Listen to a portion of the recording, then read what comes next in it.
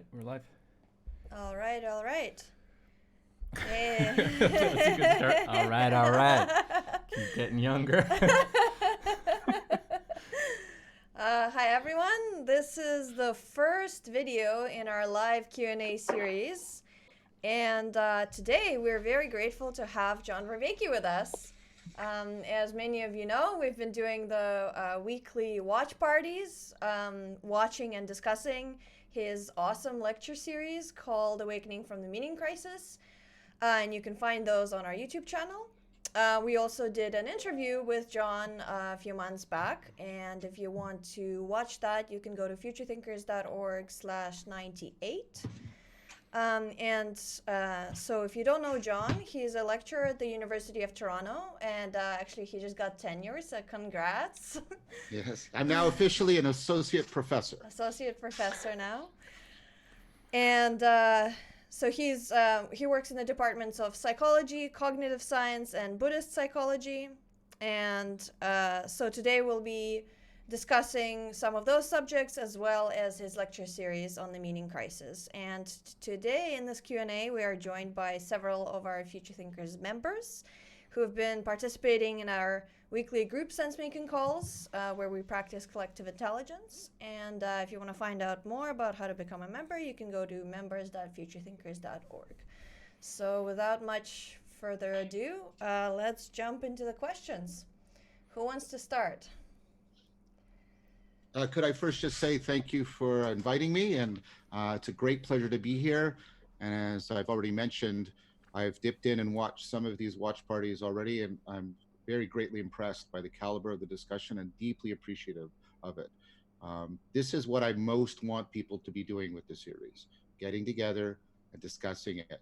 That's most what I want to be happening around the series. Very cool. Great, Yeah. thank you. Yeah. We were hoping at one point you would just surprise the group and jump into one of the random discussions at the end of the I chat. actually considered it a couple times, but I've talked to people and they said that might not be a good idea. You might suddenly intimidate people and interrupt the flow of the conversation. So I thought this format was optimal because people come forewarned, they know what the situation is, and it doesn't feel like I'm intrusive in being some sort of intrusive authoritarian presence. So that was that's sort of why I decided. Cool. Well, since we didn't get any hands going up, David, I'm just going to throw it to you, as I always do. All right. Yeah, and I actually wrote it out, but I will start with, so my question relates to wisdom of crowds versus the madness of crowds, and particularly related to collective relevance realization. It's something that I've been long curious about and wondering about how that works. But after watching the lecture series, I've been really keen on developing collective relevance realization. And it occurs to me that detecting collective bullshit is a much harder problem than detecting personal bullshit. There's a different level of problem there, and it's a really interesting one. And I noticed, for example, that you and Jordan got some pretty strong comments back on your YouTube video about religion that is not a religion, specifically around the technology piece that you're incorporating. And so I'm curious, from your perspective, what are the top opportunities and challenges of developing collective wisdom practice, both ideologically and technologically? Yeah, that's a really great question. I mean, it's kind of the central question of my work right now. Some of you may know I'm working on a follow-up series after Socrates, the pursuit of wisdom through authentic dialogue. And this is the central question. It's about how do we do something analogous with collective intelligence that you saw me argue for in the series. So I argued for individual cognition, that intelligence is necessary but in no way sufficient for rationality, and that rationality, each mode of rationality is necessary but insufficient for wisdom, and that we have to do this very systematic education pedagogical project in order to get to something like wisdom. And so I'm arguing, or I'm exploring, but I'm going to craft an argument that I think we can do something analogous with distributed cognition. So there's a lot of discussion of collective intelligence right now, and that makes sense because that's what we can directly access. But I think collective intelligence is similarly, in a very strong analogy, insufficient. We need collective rationality and we need collective wisdom. Now, I don't think those two things are also separate. What I mean by that is I do not think the progression within individual cognition from intelligence to wisdom is separate from the progression within distributed cognition from intelligence to wisdom. So what I've been trying to do, and so you'll have to forgive me if this sounds exploratory, but that's where it's at right now. This is the cognitive science of distributed cognition is there. It's new. I'm exploring it. I'm reading it. I'm trying to get into it. So I'm trying to get a handle on what the cognitive mechanisms are, and then what are the mechanisms of the dynamical system that forms. I'm not only doing that theoretically, I'm also doing it in participant observation. I've joined circling practices. I've engaged in other collective intelligence practices. I'm doing this with Peter Lindbergh. I'm reading extensively through the literature. So I'm doing it both theoretically and in participant observation. So I'm trying to get, well, a good problem formulation of all of this. So the way I am trying to, the way I have formulated the problem, and when I've been discussing with others, there's a lot of enthusiasm for my partners in crime, people like Guy Senstock and Jordan Hall, with whom, and Chris Mastropietro. These people, like the work I'm doing with them is just so essentially important to the work I'm doing. I couldn't be doing it without them. It's indispensable. So the idea is that we need something like a metapsychotechnology for telling us how to curate and coordinate the ecology of practices, the ecology of psychotechnologies for individuals and for groups. And that's an idea that's not my idea, that's Jordan Hall's idea. My idea was that there's some relationship between higher order wisdom and this meta psychotechnology. I'm working on a book chapter for the Meta Modern Anthology with Christopher Mastropietro on all of this right now. Sorry, this is going to be a long answer because this is a very important question. So I ask for everybody's patience on this. And so the way I formulated the problem is to look for the best, because this is how I think we should always proceed with problem formulation. Look for the strongest analogy I can find within history for such a metapsychotechnology. And the conclusion I've come to is that something that did this, that deeply coupled together the individual cultivation of wisdom and the transformation of collective intelligence towards collective wisdom, was the ancient practice of dialectic. Now, the problem with the term dialectic is most of us only hear that through Hegelian ears. And therefore we hear it as Hegel presented it as a logical, ultimately as a logical practice between propositions. And that's not what Platonic and Neoplatonic dialectic was. So what I'm trying to do is get very clear on that project and the deep relationship between the project of self-knowledge and winds of cultivation and the project of transforming dialogue into dialectic, a process I call dialogos, that's necessary to, well, I don't know if it's necessary, but it's the best example that I could find for coming up with how did the ancients do this? Because they basically put in centuries and millennia into this project. And what's really odd for us is, if you read through the sources, dialectic is held up as the ultimate practice, but we know very, very little about it because of this Hegelian overlay. What's happening is there's a lot of research on this, both historically around the Socratic practice and how it developed. And then there is a lot of cognitive science about distributed cognition and distributed problem solving. And I'm trying to put those together and get some clear picture. And then, if you'll forgive the self-referential pun, but it is intended, I want to put that into dialogue with all of these emerging practices around collective intelligence. Like, so if I could take, I mean, so this is crude, David, so please be a little bit tolerant. But what I want to basically do is take, I want to get a pedagogical program of take something like empathy, circling, insight dialogue, which I just did the other night, and then circling, take people through those pedagogical practices where they can get into this, bring in some of the ideas around,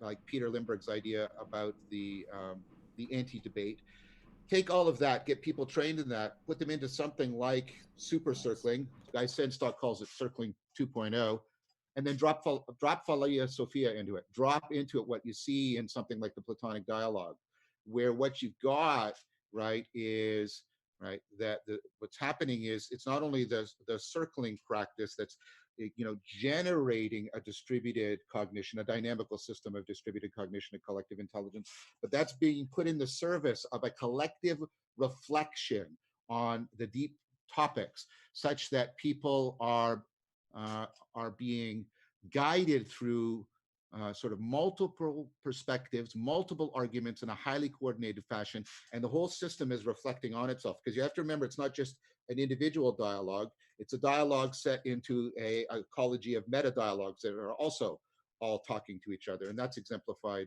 in Plato's work. So we have a great model there to give us a guide. And the idea is, now this is where there's going to have to be like empirical investigation as we're doing this, but that we can create something that will ratchet collective intelligence at least into collective rationality, or at least in perhaps possibly also into collective wisdom. So I mean, this is very much what you see being modeled through the ancient traditions, and I think this is a good way. It's the only way I can think of myself. That doesn't mean it's the best or the ultimate. I'm just saying where it is for me. This is a good way of formulating the problem that you're asking, and how to try in a step-by-step, both in a theoretically rich and an empirically diverse way, try to answer that question. So that question, that's how I'm formulating it. That's how I'm trying to answer it. I'm trying to be as philosophically and scientifically and as experientially responsible as I can, both in the formulation and in the answer. And then I will present that basically in the next series, what the problem formulation turned to look, how it sort of gelled, and what the results of both the philosophical reflection and the empirical investigation are. So I can't tell you what the answer is going to be to come from that. So, but what I can do is tell you I'm committed to that problem formulation and to that project of scientific investigation and theorizing to try and address it as deeply as I can. Very good. The thing that stands out there, I'm curious about your thoughts about the comments about technology specifically, about, in some sense, the way in which we can use technology, specifically AI, to start recognizing patterns. I think we should. It really sets a lot of people uneasily. It sets them on edge. It's like, this seems like a dangerous way. We don't want to go down this. And I agree. This whole idea specifically, is AI capable of bullshit and capable of rationality? Oh, very much. So, I mean, I have a talk out there on my channel, why the creation of artificial general intelligence requires the cultivation of wisdom on our part, because we're making artificially intelligent and therefore accelerated intelligence. I argue what most plausibly is going to happen is, as we make these systems more autonomous, and this is in fact what is happening, we're going to start using a lot of the functionality we find in our general intelligence. It's going to be highly recursively self-organizing. It's going to have multiple machines that operate in multiple. It's going to be very, in a lot of ways, analogous to a lot of the functionality in the human brain. And that's already happening, and it's happening in a convergent fashion, which means I think this is a plausible implication to draw. That as we make those machines more and more intelligent, we will find that they, like us, are falling more and more prey, but in an accelerated fashion, to self-deceptive, self-destructive behavior. And that we should be very seriously talking about artificial rationality and artificial wisdom. Here's the problem. We have lots of models of general intelligence. We have us. We don't have similar models in our culture of rationality, and of course, even more so of wisdom. So we have to pay a lot more attention to this. Now, I've been working on this project. I've been working with Igor Grossman and Nick Wexstrade and Justin Brienza, and Howard Nussbaum and Monica Ardelt, the Toronto Wisdom Task Force, and we've tried to get all the scientists together, and we're going to release a paper on a consensus definition of wisdom and its cultivation. So I think we do need to, if we're going to be doing the stuff that Jordan and I are talking about, we need to pay very careful attention to not just bringing artificial intelligence, but trying to get artificial rationality and perhaps also some aspects of artificial wisdom into that. Now, here's the thing I would say to you, David. We have no choice in this matter. This technology is going to come and it's going to interact with us and it's going to interact with our problems. You know, we can say, that's horrifying, and I don't dismiss that, but it's not an option to say, let's not do that. That's not going to happen. So I think if we get a better understanding of rationality and wisdom and get that involved in the project of artificial intelligence, rationality, wisdom, I think that's the best we can do with this inevitable progression that's going to happen. It certainly will make these machines, hopefully, more sapientially and morally responsible as entities. And it will also mean that we might alleviate any potential suffering that they would have to undergo. So that's also a concern. Bringing it into this project the way Jordan was suggesting, I think this is, I mean, we already have the machine learning that can do this sort of deep pattern recognition, and that's very valuable. And I think part of what's also going to happen, and this bleeds over into the discussion of the religion that's not a religion, is one of the things that collective intelligence is going to, hopefully collective rationality, is going to allow us to do, is to emulate deep learning. And what I mean by that is, right, we will go through, there'll be stages where we're compressing and we're taking all these perspectives and compressing to what's invariant. And then we also let it go out and vary to all the different participants. We can emulate deep learning on collective intelligence in a powerful way. And I think the deep learning that we can participate in collective intelligence, I think that deep learning and the deep learning in the AI will talk to each other very nicely. That's my hope. I get the concern, but avoidance is not an option. And so I propose that we link these two projects together in a deep and coordinated fashion, because I think that's the best way of constraining it all around towards the best possible outcomes. That's my answer for that. Awesome, thank you. You're muted, Mike. Can't hear you. Heather had a question kind of in a similar vein. Do you want to take your chance here, Heather? Sure. The one about, yeah, so I was wondering, the one about participatory knowing, is that the question? Yeah.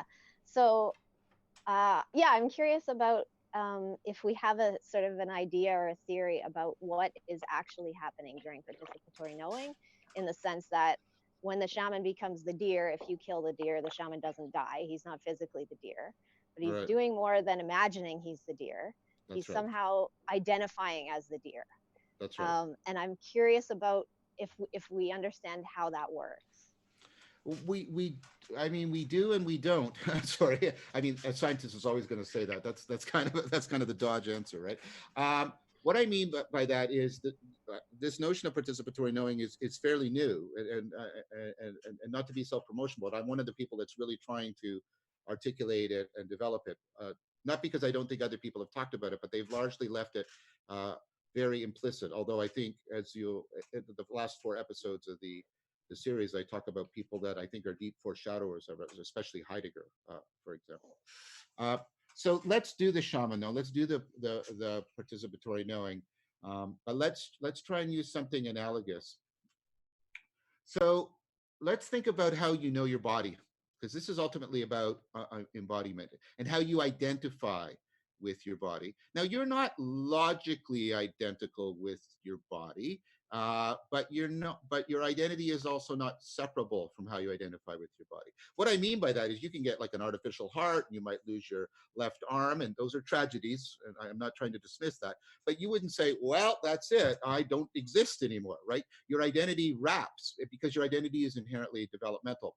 So what I'm trying to get you to see is there's this interesting way in which you identify with your body, and that's bound up with how you know your body. So there are people that have various syndromes, like Cotard syndrome, where They feel like it's not their own, it's not their body. They can move their body, they control their body, but they don't identify with their body. So they lose that participatory relationship. Now let's pay attention to something, and this is something that comes out in Toad's book on Body and World. The way you, if you'll allow me this verb, you inhabit your body, your habitus of your body, the way you know your body by identifying with it, right, in this non-logical way, but nevertheless a deeply profound way, has a deep impact on ontos, on how you structure. Let me give you one of Toad's examples. I hope this will be okay, because it's a philosophical example, but it's very, very clear. So when you read Hume's epistemology, David Hume, right? Hume takes up the role, and a role is a way of assuming an identity and knowing something by identifying with it in a certain role. So he takes up the role of the passive spectator in his epistemology, like a person who is sitting absolutely still and merely looking out at the world. So if you read his epistemology, the participatory knowing that's behind the argumentation is one of somebody who's inhabiting their body as a still spectator, not moving around.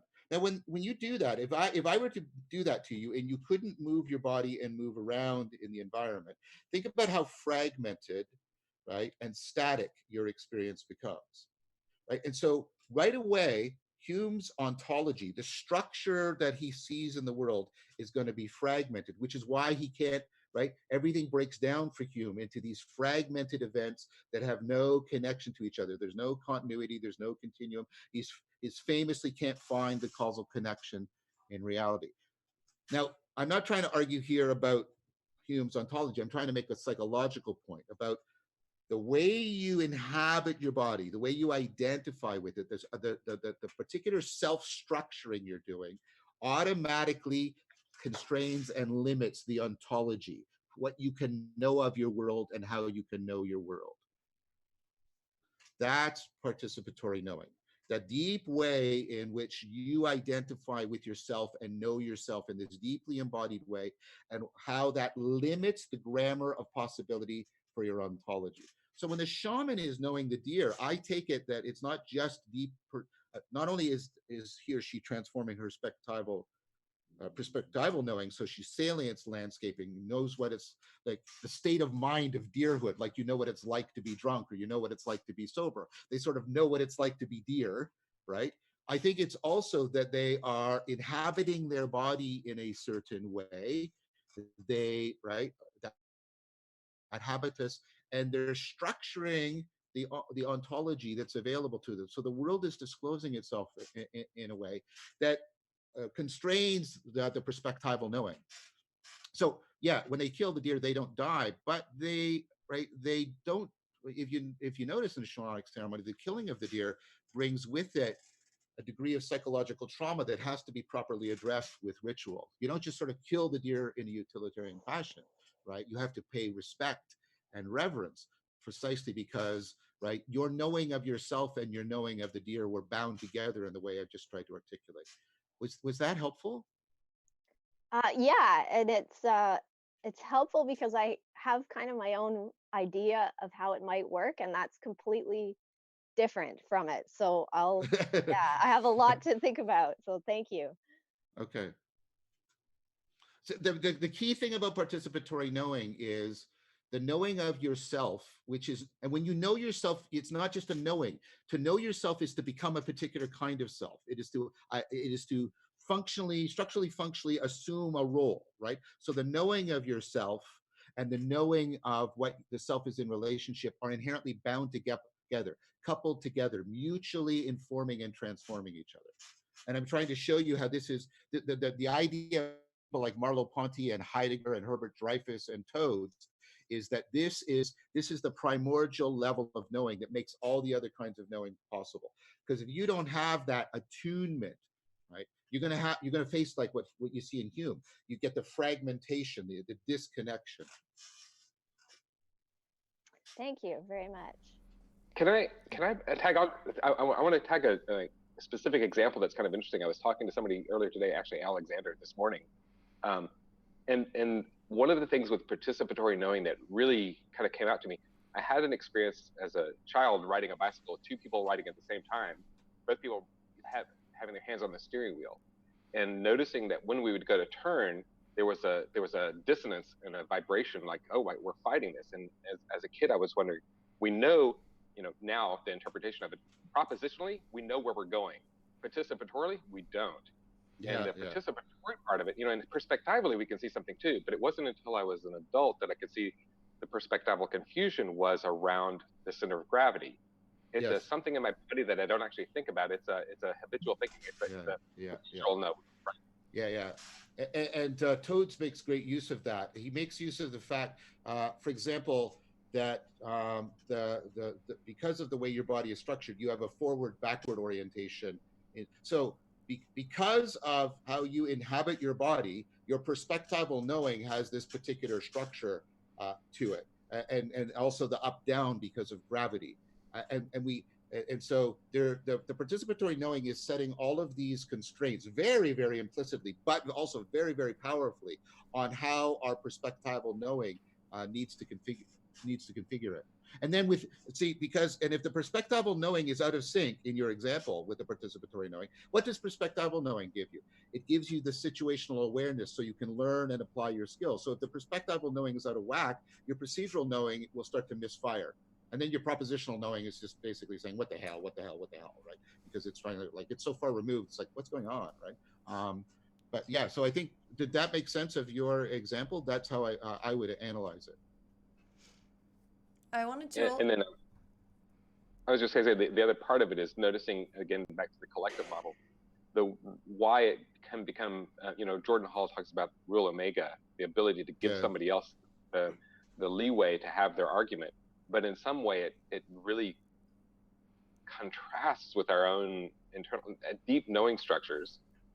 So we have something, and so that kind of dissonance. I mean, it's a metaphorical dissonance. It's not exactly participatory in the same way, and yet there's something that makes sense. I was saying it gives me a kind of empathy for the reason why people so adamantly defend specific ideas. Oh, sure. I think that's very well said, David.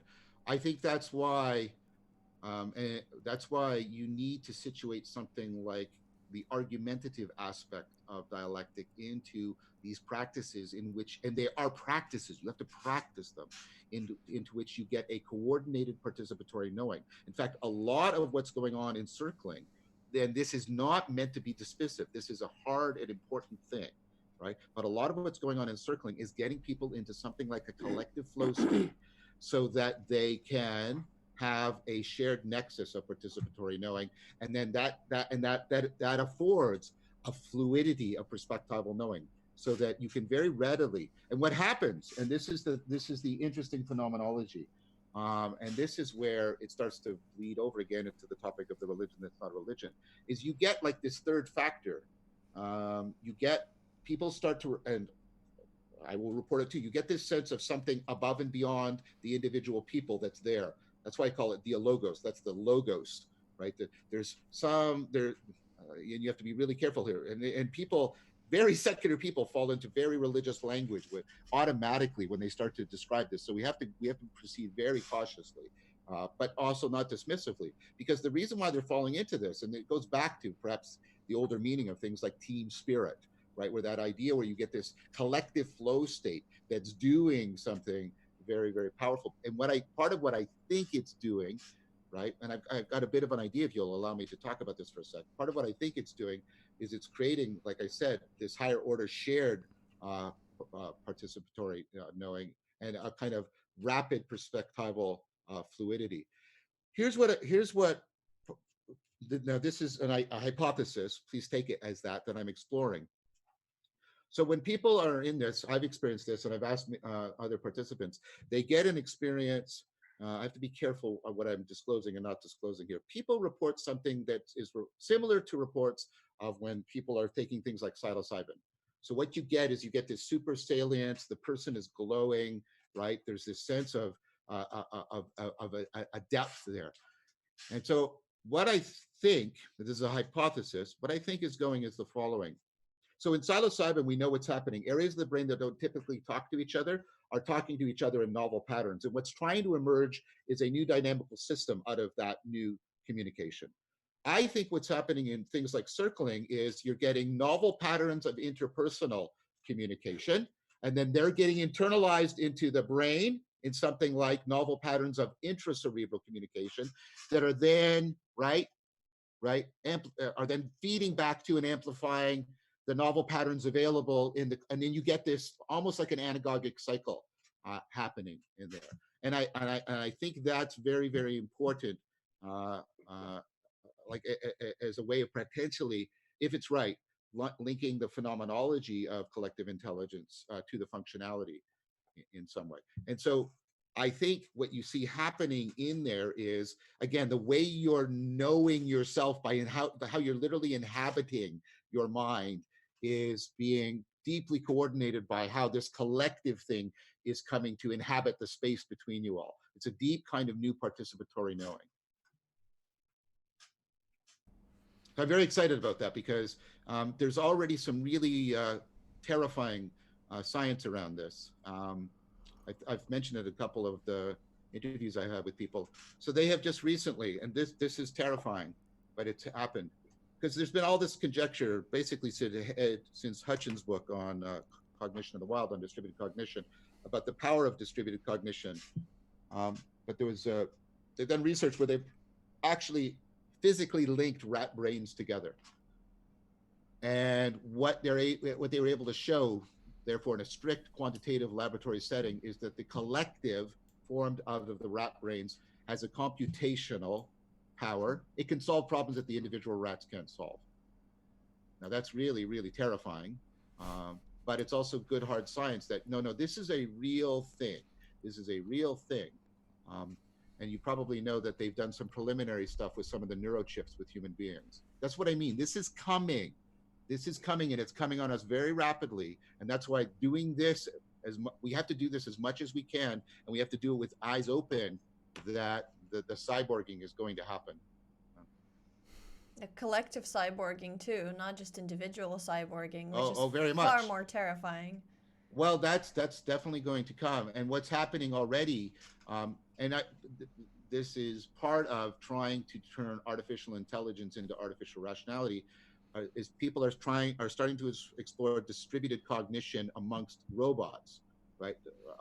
To bring social cognition into and get it integrated with the individual cognition of the individual bots. And so they're already starting to have some very interesting and powerful results about that. So like I say, this is another reason why I'm turning to the ancient model of dialectic to try and give us something some well vetted and well reflected upon understanding of a metapsychotechnology, just so we have something to bring into the dialogue with all these emerging practices and communities and technology. I think this actually relates to Alex's question about the psychotechnologies that are cornerstone for individuals and also collectives in the future. Yeah. So sure. Alex. So, hi, John. Nice to meet you, Alex. Yeah, likewise. The question that I posed, and there have been a lot of kickoffs for this question, is like, what does an ecology of practices look like for the individual? If you kind of name what the practices are for the individual and also for the collective intelligence or collective sense making, and then what are those common cornerstones that make up, or the system of psychotechnologies that make up the fundamental building blocks? And then obviously for the individual, they're tailored and specific for your for how you learn and how you think. So they will look a little bit different for the individuals, but collectively, what are those underground structures? So the way I would try to answer that, Alex, is first for the individuals, I try to talk about types of practices as opposed to specific ones. And so what I do is I try to do this in a reverse engineering fashion. I try to say we need if these are sort of the components of of intelligence, and this is how they need to be coordinated in rationality and how they need to be even further coordinated in wisdom. We can specify at least practices in terms of what functions we need addressed. Does that make sense what I'm trying to do? Yeah, absolutely. Right? So I think we definitely need practices. We need a practice that protects our inferential processing from from the insight processing and leaping into conclusions. And I think we need something analogous to active open-mindedness. But there are many things that are analogous to active open-mindedness.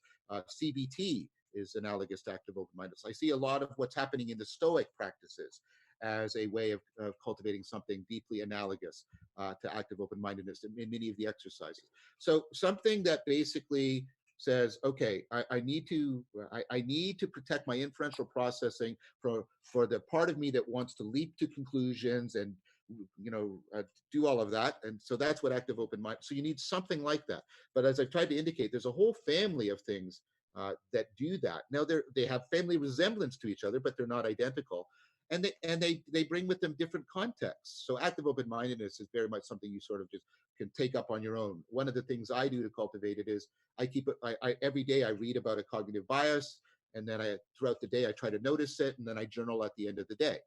That's a way of doing active open-mindedness. But some people do, like they take up a Stoic practice, and what the Stoicism gives them is it gives them a community and a history and people that they can read. They can read Marcus Aurelius, they can read Epictetus, right, and stuff like that. Some people like it more CBT, and what they can do is they can do that in conjunction with a therapeutic practice they're engaged in. So although these are similar, they also have important differences that might be better suited to where the individual's at. So I think you need something like that. I think you also need something. Well, I think it's already a family of practices. You need something from the mindfulness practice, because what you need something that will shut off the inferential machinery so the insight machinery can be properly developed and engaged.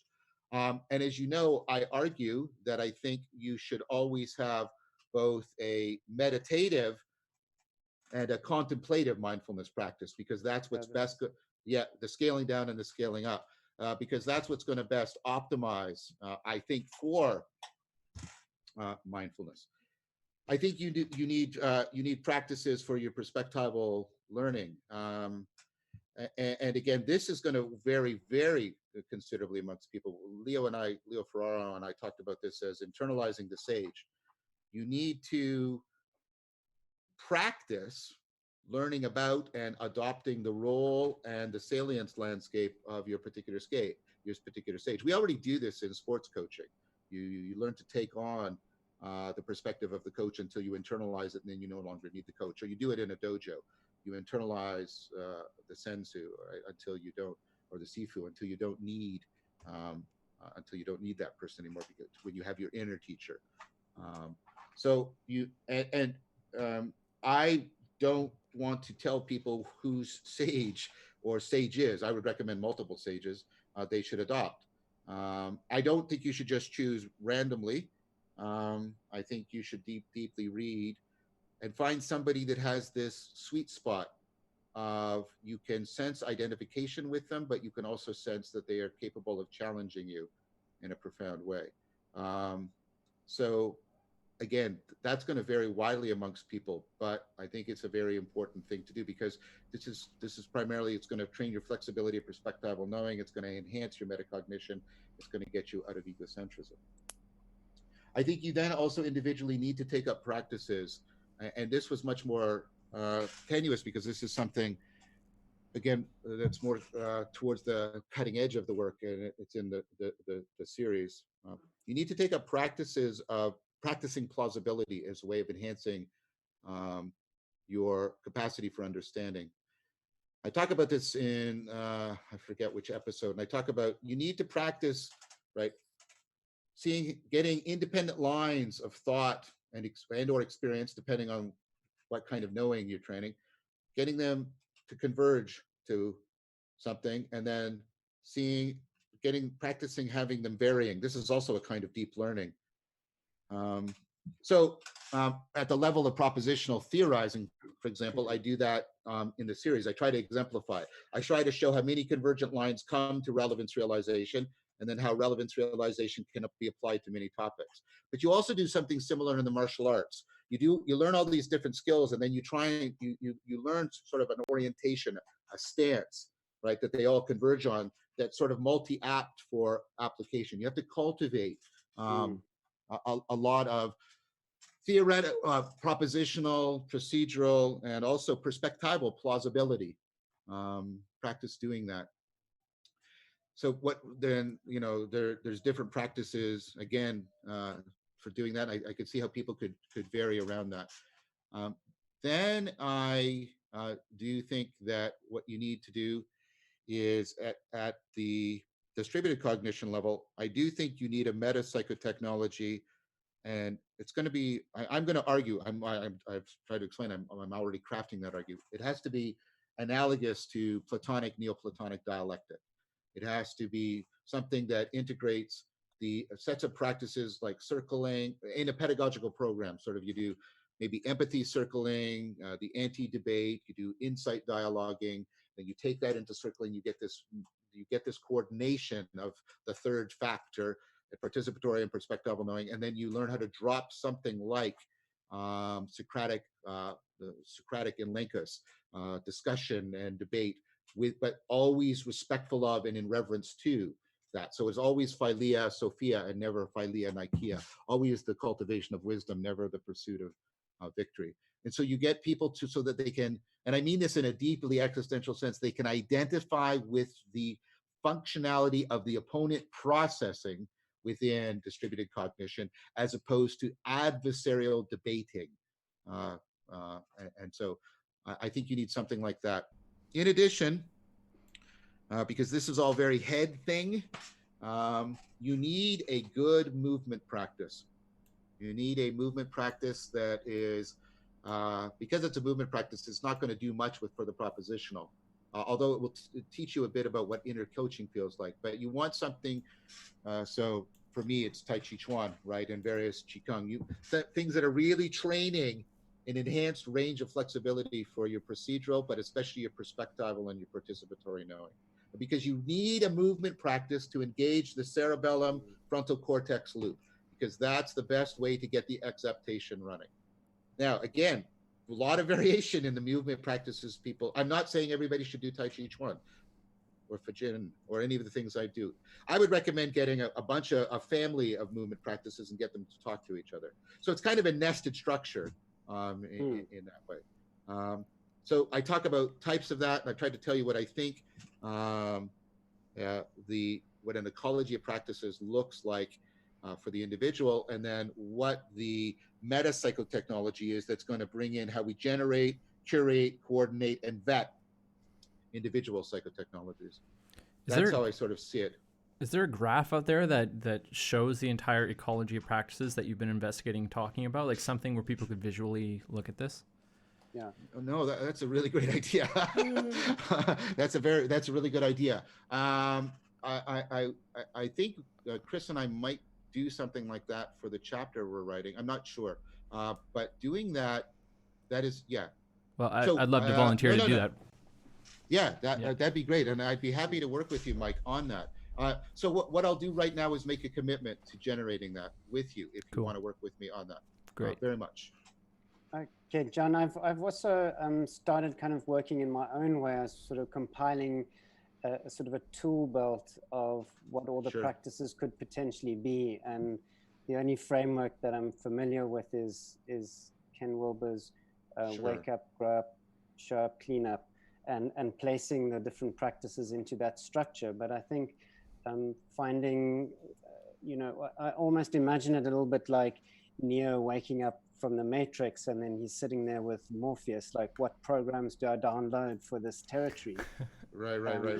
That's because great. We need to have like certain skills enabled, and we like, some of us are going to go and propose new structures that hopefully can work and be adopted in large. So we have to kind of get them going in a petri dish where we've got these little ecosystems up and running.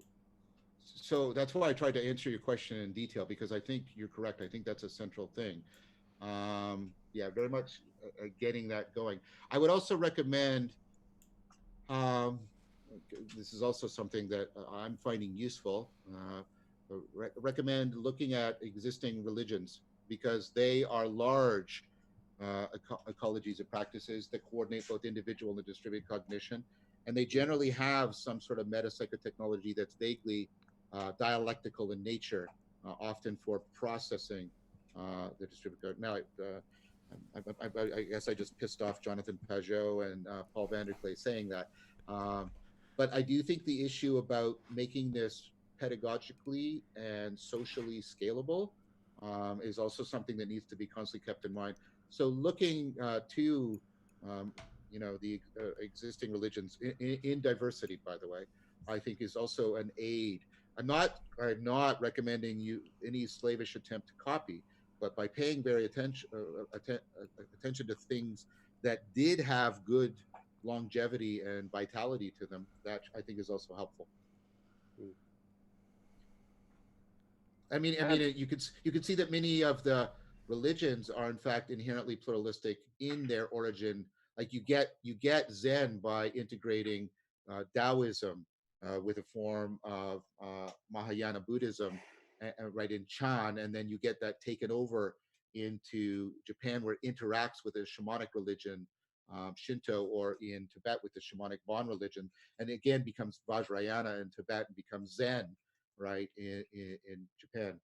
And so you can see that in the history of a lot, and same thing in Christianity. You've got this this Jewish thing, and then, sorry, that's not meant to be dismissed as this Jewish tradition, that's a better word.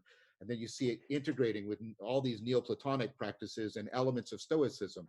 So you see that the religions themselves are doing kind of what I'm recommending, and paying more attention to their historical origins and their current functional organizations, I think would also be helpful. I'm curious. I'd like to kind of extend that a little bit. I'm imagining something. If you're familiar with Jamie Wheel and the Flow Genome Project, and kind of the work that they've done in Flow, it's a popularization of that, but very insightful aspects of it, and the idea of a Flow dojo. I'm also interested in a kind of an open source network of wisdom dojos that have these practices. Now, the thing that comes to mind and the concern about that is a lot of people say, be careful of the cafeteria style wisdom practices where you're just sticking it. And so but it's necessary to some extent to be able to do that. So again, this is the point where the tendency for collective bullshit is very important to watch, to make sure that we're actually mixing and matching in a very careful way. But I think it's essential, like you said, it's necessary to go this direction, just to be mindful of and transparent about how you're taking those considerations. Totally. And so I think thank you for bringing that up, David.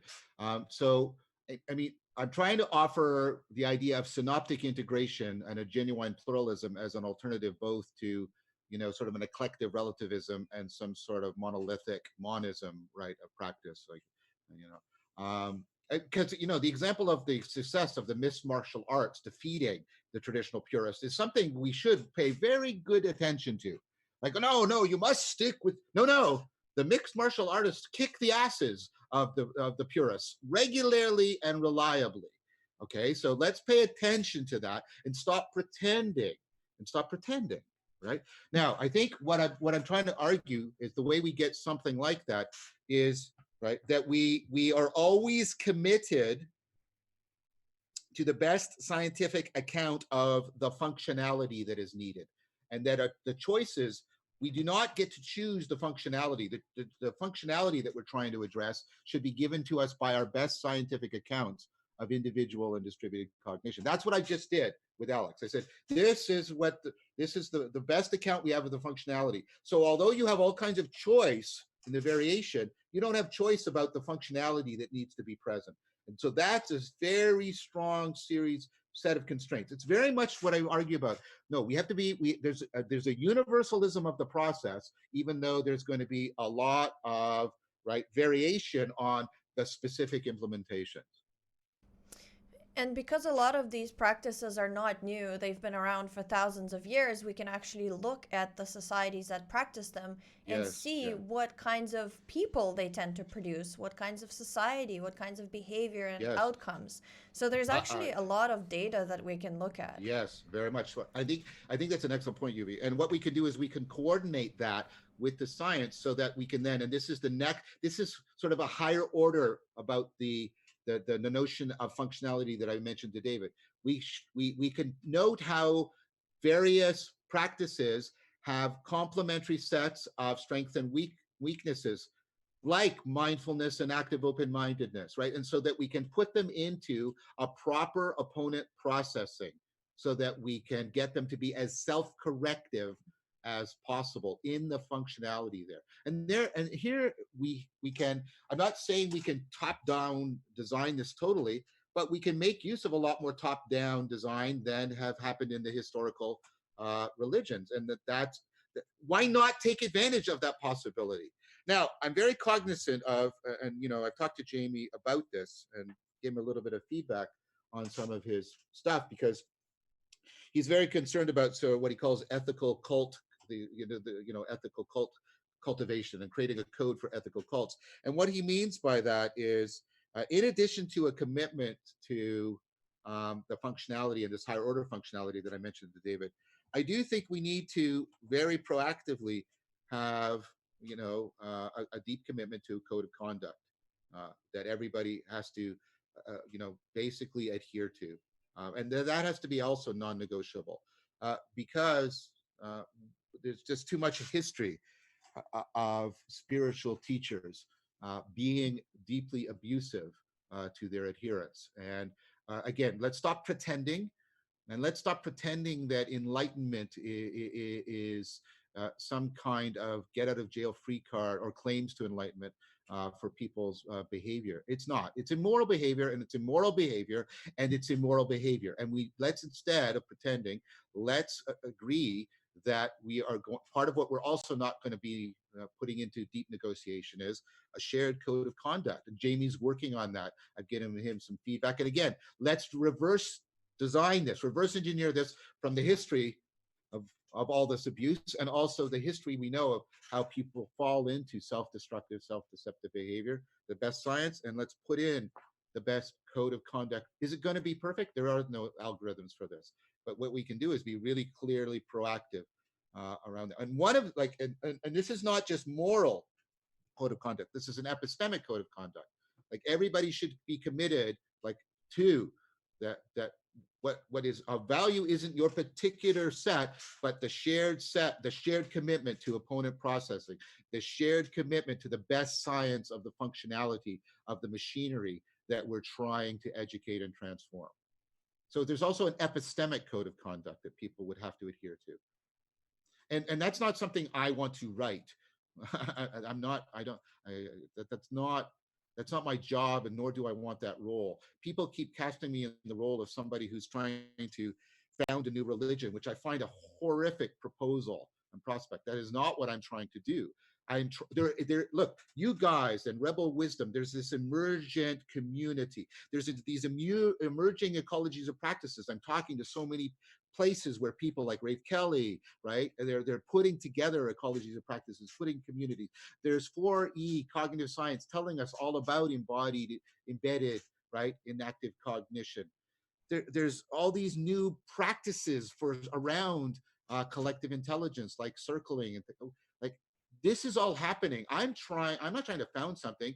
I'm trying to reflect and articulate on this so we can appropriate it in the wisest possible fashion. That's what we need to be doing. We need to understand it so we can participate it and be guided by it, but also guide it in an optimal way. Because we don't have time.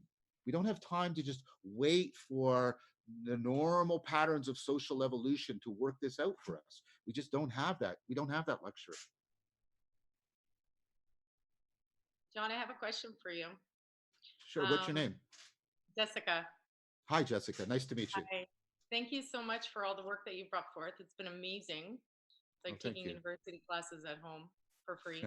Good. That was one of the intent. One of the intent was, I mean, it was a very delicate balance on my part. I was trying to get to, right, something that wasn't like academic in the sense that, right, you had, it had to take place within academia, but nevertheless gave people the sense that they were participating in something like that. You know, so thank you for that feedback, because I've been continually concerned about that goal, about whether or not I could hit that point. Oh yeah, so awesome. Yeah. So I wanted to put a little bit of context to the work that you're bringing forth. Like, what prompted you to bring this whole series forth? And if you've had any mystical experiences in your life, and how you've integrated them. Sure. And what they Sure. Yeah. Okay. That's also a long answer. So, Jessica, if you'll be patient with me. So part of it is autobiographical. Of course, that's normally where it starts.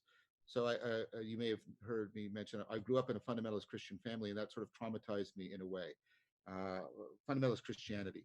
And then coming out of that, and I think it's no coincidence that a lot of people who are interested in my series also have that similar kind of background. Because when you come out of that, of course, you're rejecting a lot, but it also goes deeply into, well, sort of the way you inhabit your body, the way you inhabit your mind. I mean, that's because that's where religion is directed to function. And whether or not it functions properly, it still gets enmeshed with that. And so there was a personal project of, first of all, encountering a kind of existential void when I formally rejected all of the superstructure of the religion, but all of the machinery was still running in me, if you want to put it that way. Does that sort of make sense what I'm saying? And so I'm looking for to satisfy a kind of hunger that I also had formally disavowed. And so that set me on sort of a personal quest, and that coincided with me encountering in university the figure of Socrates and philosophy. And then I realized an alternative way of addressing that level of need that didn't commit me to that particular framework that I had rejected. And so I got to explore it deeply, but then I was very quickly disappointed again, because the topic of wisdom and self-transcendence and transformation, once you've taken your Plato course and maybe an Aristotle course, that's it. The topic disappears from academic philosophy, at least when I was growing up academically. And so I was deeply disappointed. I wanted to continue down that pedagogical path. I wanted to know what it means to cultivate wisdom. So then again, I took up an ecology of practices. I was living in Pickering at the time, and there was a place called the Tai Chi and Meditation Center, and they taught me Vipassana and Metta and Tai Chi Chuan. And it slowly dawned on me what that ecology was doing for me and how powerful it was. And so I dove into that very deeply, and of course I've continued that, and that's now 28 years I've been practicing for that and beyond. And so that was deeply transforming me. And then as I grew in that, I finished my undergrad and so forth, went in graduate school. As I was doing that, the academic world shifted. Philosophers and psychologists started in the 90s to talk about wisdom and mindfulness and a deeper notion of rationality other than just argumentative. So in a weird kind of lucky kairos for me, the academic world and my world could now rejoin together. And I started to see that many people were talking more broadly about something that I had only sort of been reflecting on within my own life. And you have to be really careful at that point, because narcissism can just grab you, right? So I again was fortunate, and then something took me out of a narcissistic framing. So my good friend and one of the premier figures for cognitive science, Evan Thompson, was supposed to teach a course called Buddhism and Cognitive Science, and he couldn't teach it. And he said, "Well, John would be a good person to teach that." And so he recommended me. I took the course up, and I was originally going to just do a survey of topics, like mindfulness. And then I stood back, and because it had happened to me and I was seeing it happening already, why this confluence? Why are people putting these two things together? And why does it seem so natural and appropriate to do so? And then as I did that, I started to make sense. I started to formulate this issue. Oh, They're trying to bring the science and an ecology of practices together to address the meaning crisis. And then when I started developing this argument, so I taught this course often multiple times a year, sometimes 3 times a year, right? Once or twice, I think I did.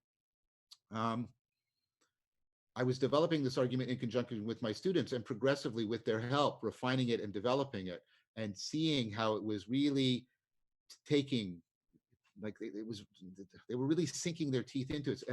And so that guided me to evolve the argument with their help over about a 12-year period. And then that's where the place where I felt ready to present the argument to the world. That's how it came about.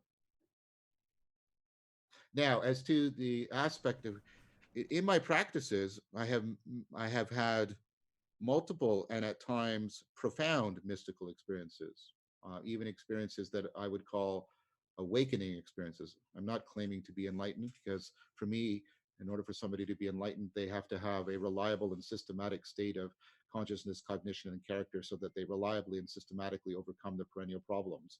I don't think I can claim that in my life. Have those experiences inspired my aspiration and therefore afforded me to become, if you'll allow me this adjective, wiser? Yes, they have been significant and contributory. And one of the things that struck me in the project of the argument for the meaning crisis is precisely how can we articulate these experiences so that they fit within and are legitimated by a scientific worldview rather than being dismissed or hidden, because people feel they need to dismiss or hide them because they feel they don't fit into the scientific worldview. How can we do that in a way that not only legitimates them, but allows them to, inspire people to aspire to wisdom? How can they incorporate into their developmental trajectory these anomalous experiences, to use a scientifically neutral term, such that those experiences can reveal their functional potential of affording people deep self-transcendence. Yeah, so what were some of your tools of integration? So cognitive science helped a lot. Cognitive science helped a lot because not only in its content, in terms of, an explanation, a non-dismissive explanation of the phenomenology and the functionality of many of these states, and I try to articulate in this series, but also the practice of cognitive science itself, the practice of synoptically integrating between radically different vocabularies, ontologies, methodologies. Because, the neuroscientist and the computer scientist and the psychologist and the linguist and the anthropologist, they use different language and different methods and gather different evidence. And what you're doing in cognitive science is you're practicing getting them. You're not trying to create the one discipline that will make them all go away or found a new, right? That's not what you're doing. You're not trying to replace them. You're trying to afford a synoptic integration, a viable bridging structure between them so that they can transformatively and reliably talk to each other, so that we avoid eclecticism and instead afford something like a deep distributed cognition between the disciplines. So the practice of cognitive science and synoptic integration also helped a lot, because you practice moving between different languages, different discourses, different ways in which you pay attention to your empirical evidence, even how you constitute and label your empirical evidence. And so that's very valuable when you're trying to move between, right, the language and the ontology that people generate often spontaneously around these experiences, and the language and the ontology of, of the scientific worldview and the scientific picture of the nature of the mind. I like using the metaphor of the API, like we're looking for that application programming interface between us. Like it doesn't mean that we change our own programming, but we at least have a common language and can output and input data. So what you want is, you want to afford, the possibility of deep compression, where the various disciplines can converge on something, but also deep variation. They can then go out and vary it, that insight into their own particular ontologies, their own particular methodologies, and then feedback in and feedback out, feedback in and feedback out. And that's, again, the analogy I'm trying to get for what we need distributed cognition to be doing. And this is also actually really useful to do not just across different disciplines, like, how does anthropology talk about this particular mystical experience, or how does history talk about it, how does computer science talk about it, how does psychology talk about it, but also within the different spiritual disciplines. And very much. I find that the practices or the experiences that have consistency across different spiritual disciplines around the world tend to be the most stable and the most useful. So, so I think I agree. I think we can rely. I mean, we can rely. I don't think, like, not in an unquestioning fashion, but we can regard as plausible. That's how I'll put it.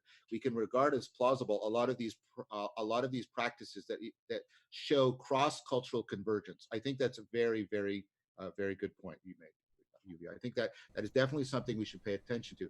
Now, I would point out that many of these things cannot be understood in a purely propositional fashion. Right? So this is a deeper thing. This requires a deep commitment. You need to really, I mean, you need to really practice some Taoist practices if you want to understand the Taoist perspective, and some Buddhist practices, and some Christian practices, and some Stoic practices, and so you need to do that. And this is, again, where you don't want to be a dilettante. You want to be a devotee.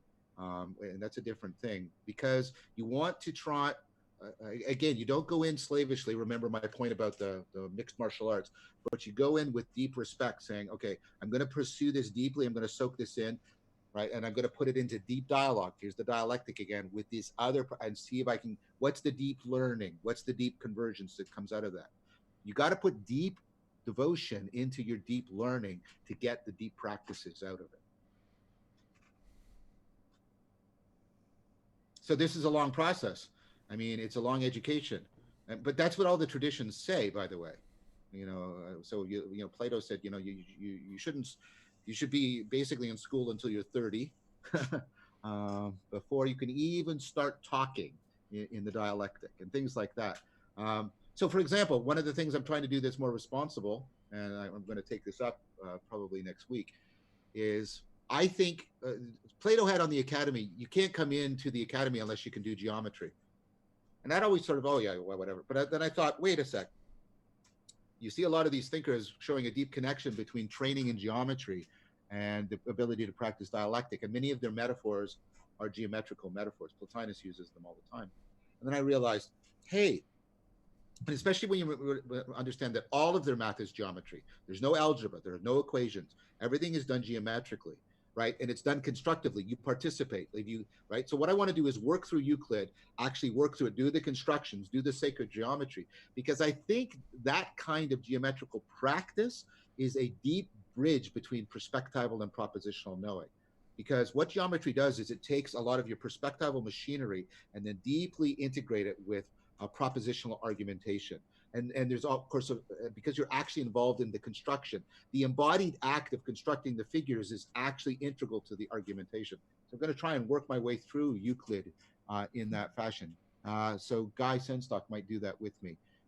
So that's what I mean about, you have to dive very deeply into these practices, because if I want to understand the Neoplatonic understanding of dialectic, I've got to have that internalized, or I'm just going to be reading their words and translating it into stuff that has not been transformative for me, and that's not going to help anybody.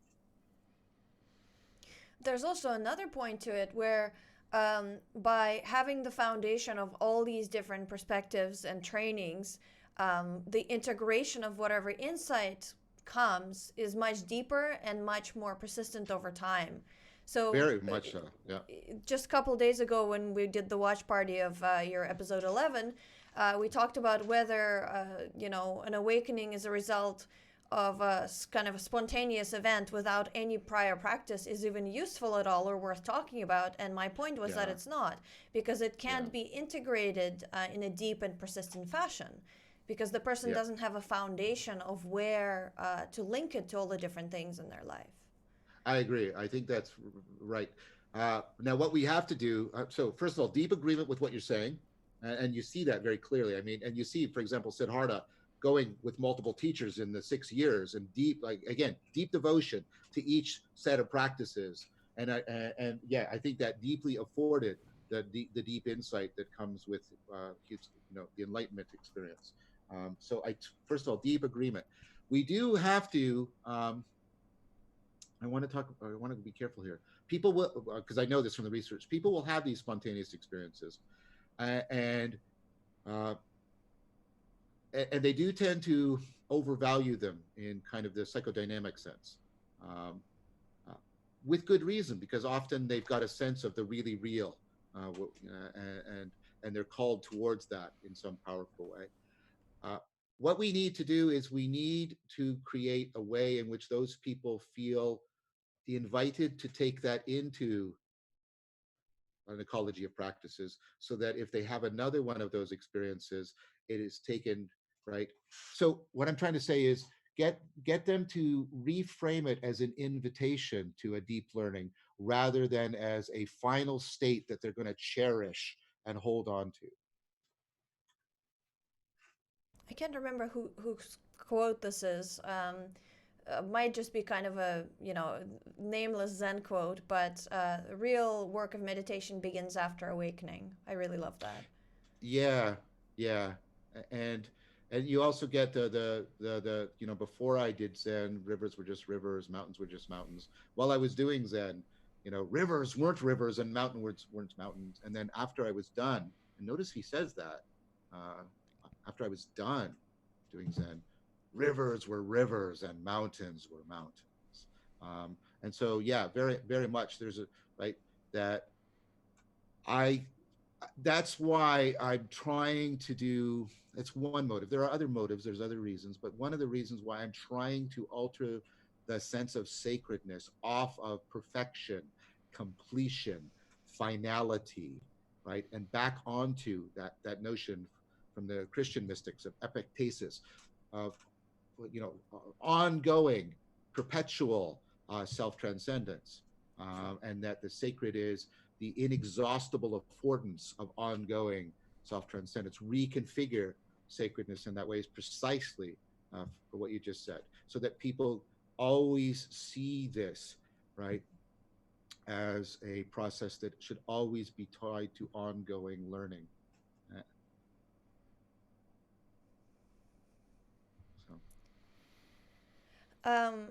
There was a question in the chat, and actually this relates to a question that I also have about shadow work, whether in the Jungian sense or more in the more modern sense from the integral model. You didn't mention that very much in the ecology of practices. Do you put much weight into it? So it depends what you mean by that. So the problem, let me go very carefully here. The problem is we use a single term for something that, again, we have multiple disciplines with multiple ontologies. We have this term, the unconscious. And the way the psychodynamic world talks about this is very different from how, cognitive psychology talks about it. And coordinating that is something that nobody's doing very well, as far as I can see. I try to touch upon it a little bit.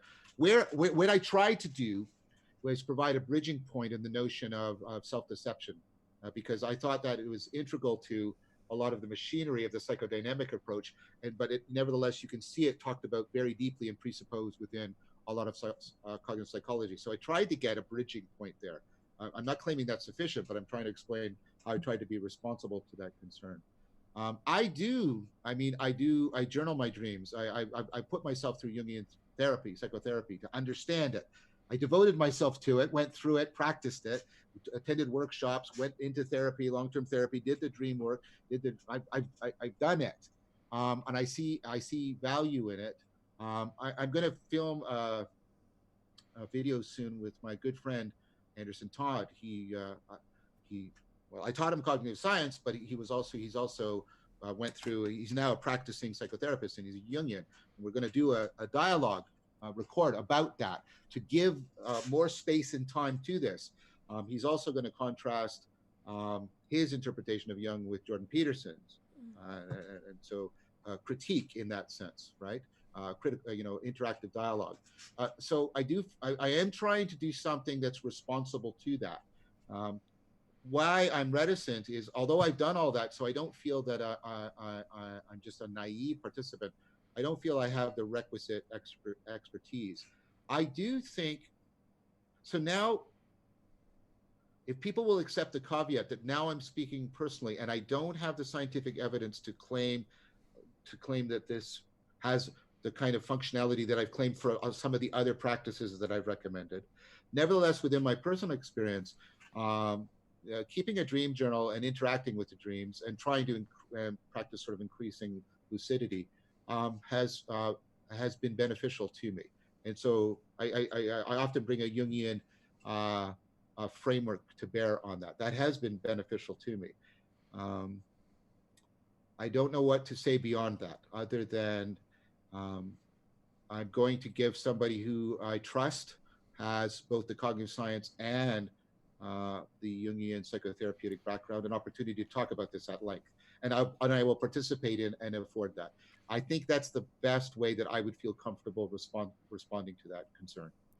I wonder if it would be helpful to talk about the overlap between what we know of shadow work in the Jungian sense and Stoicism, which is basically like exposure, I would think.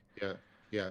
I mean, like I said, insofar as there are ways in which you are trying to explicate and then ameliorate through systematic and reliable response mechanisms of self-deception, I think there is serious overlap. And I've already said that, and that's where I do feel comfortable sort of, stating things and making claims. The problem, and so I want to tread very carefully here. I've already indicated my personal respect and my involvement. I mean, Plato was my first philosopher and Jung was my first psychologist, and they're like your first lovers, right? They're templates for everything. And so I have a reverential attitude. Doesn't mean I don't criticize Plato. It doesn't mean I don't criticize Jung. The issue I have, you see, and one of the things I like about Jung is I like how, right, I like the dynamical, the idea of the psyche as a dynamical system that's self-organizing and capable of complexification. There's many things I find deeply constant. I just don't quite know what to do with some of the major Jungian claims as a scientist. I don't know what, like, so, Jordan Peterson makes a lot about archetypes and people talk about archetypes. And I sort of understand what that might mean, but I don't know how would you go about, like, what would make that claim potentially false? Like the hero archetype. Well, people, but it's so general and malleable. Like, well, Luke is the hero archetype. Well, is Han? Well, no, he's the rogue. Well, how do you know? Like, how do you do that? And so please, I'm going to repeat one more time. I'm not being dismissive here. I've told you the respect I have, and I've told you how I'm committed. We're going to film this on the 20th. It's going to be presented. I am responsible to this. I'm just trying to share with you why I'm more hesitant about some of this language and what to do about it. So, like, and to be fair to me, I see such a variation amongst Jungians. Some people take the archetypes as a deep metaphysical truth. Other people take them as pragmatic tools that are sort of useful and helpful, but you're not deeply committed to their psychological reality. I see all that variation. And so that's why I'm hesitant. I'm not trying, I've tried to explain to you my real commitment, my real responsibility, but I'm also trying to explain to you my reticence and my hesitation. You know what I would love to see is that research that they did in New York where they put long-term practicing Buddhist monks who've had an awakening experience into an MRI scanner and got them to enter the non-dual awareness state and then actually looked at the physiological markers of what that looks like. Yes. Likewise, there are practices for entering these kind of archetypal states that some people practice. I would love to see the same research being done with that. Yeah, it would be great if we got somebody sort of into deep, active imagination and they were having a sort of a confrontation with something that was numinous for them and what that looks like. I agree. I would feel more comfortable talking about that stuff if that research was in place. Precisely because that research is in place for Buddhism and for things like active open-mindedness, and I feel much more comfortable talking about it because I can see it grounded in things that's undeniably universal, which is our physiology and our brain functioning. That's why, again, there's much more confidence. Like I said, I don't want to recommend things for which I've tried to keep to a rule where I don't speak deeply about things where I do not feel I have the requisite expertise. Too many people are doing that today, too frequently, in too many ways. And that's, again, one of the ways in which, collective intelligence can fall prey to bullshitting. When you get a lot of pontificating and punditry as opposed to careful expertise.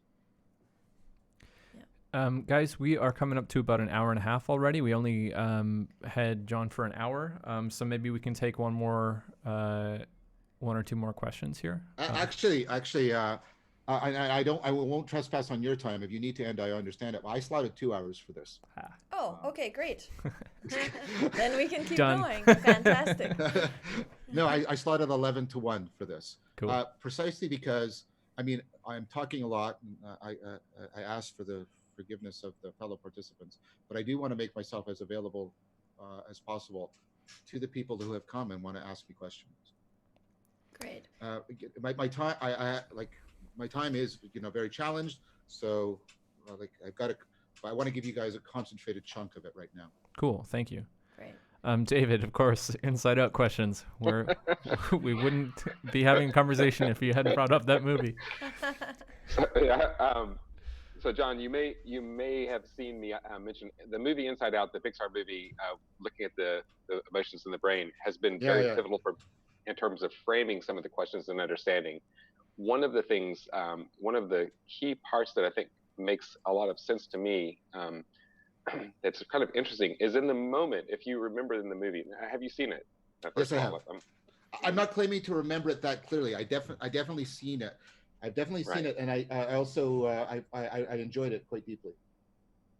There's a couple of key points, but one of them that's really interesting is noticing when joy and sadness are evicted from the control center, and deep memory and long-term memory, and anger,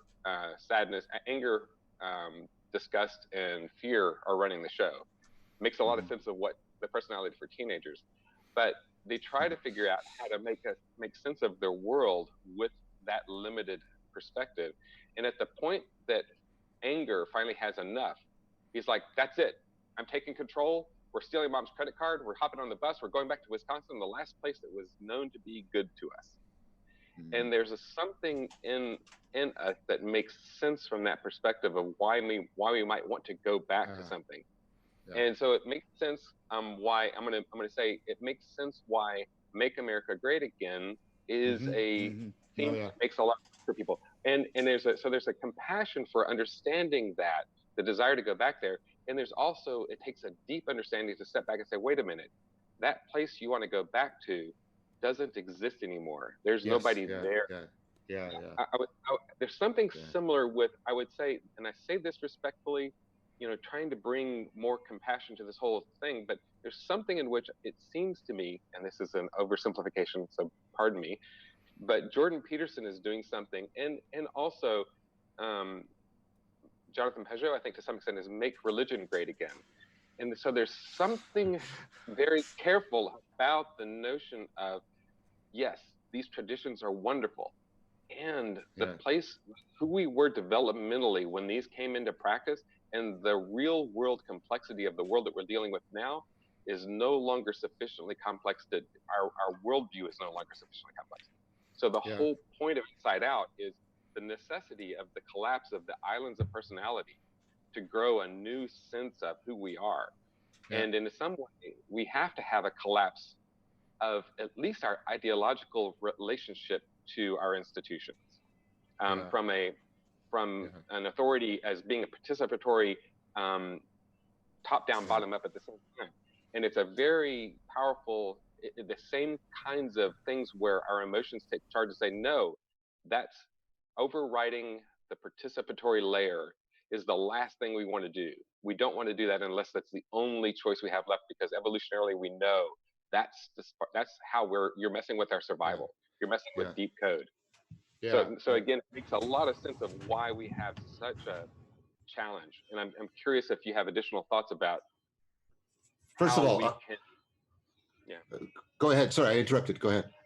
So just about how we approach that respectfully. I mean, this is like a deeper injunction for what Jordan says, real omega. You know, so we really need to understand how challenging this is, and respect that this is the hardest work we as a species have ever done.